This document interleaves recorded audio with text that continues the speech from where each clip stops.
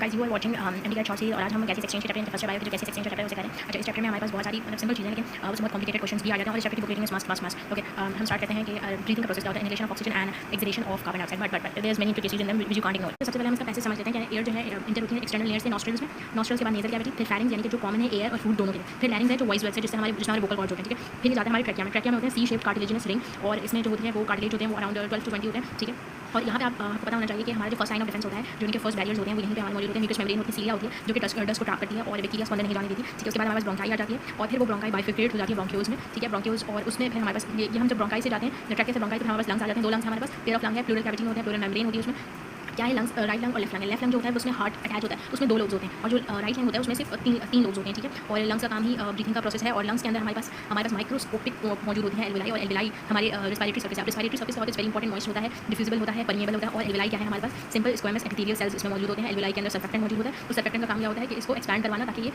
Diffusion का process, जो oxygen और कार्बन डाइऑक्साइड की डिफ्यूजन का प्रोसेस है through the capillaries to each tissues and cells of the body, वो बहुत आसानी से हो सके। ठीक है, तो दिस इज द पैसेज।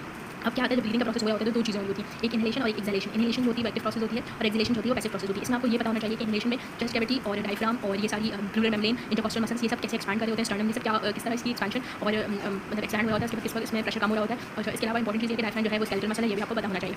ये पेज है बहुत इंपॉर्टेंट है जिसमें हमारे पास ये बताया गया कि नेगेटिव प्रेशर ब्रीथिंग होती है, यानी कि जब हमारी लंग्स में वॉल्यूम कम होता है तो प्रेशर ज़्यादा होता है, जिसकी वजह से एटमॉस्फेरिक एयर जो है हमारे लंग्स में आ जाती है। उसके बाद हमारे पास ये सारी वॉल्यूम हैं जो वैल्यूज़ हैं वो हमें पता होनी चाहिए। यहाँ पे एक कॉन्ट्रोवर्शियल थिंग है जैसे 6 लीटर्स लिखा हुआ है, लेकिन 500 मिलीलीटर्स लिखा हुआ है। इट्स एक्चुअली 600 मिलीलीटर्स यहाँ पे आता है, तो 6 litre is correct. So this is all things you need to know. उसके बाद इसकी जो डिजीजेस हैं जैसे कि एम्फीसीमा है और जो सारी रेस्पिरेटरी डिसऑर्डर्स हैं वो सब आपको पता होने चाहिए, वो इंक्लूडेड हैं। ठीक है, तो साइनसाइटिस है और निमोनिया है, इसके अलावा एम्फीसीमा है, ये सब आपको पता होना चाहिए। लंग कैंसर, स्मोकिंग के क्या काउजेज और डिसीजेस हैं, ये सब आपको पता होना चाहिए। दिस इज ऑल अबाउट कैसे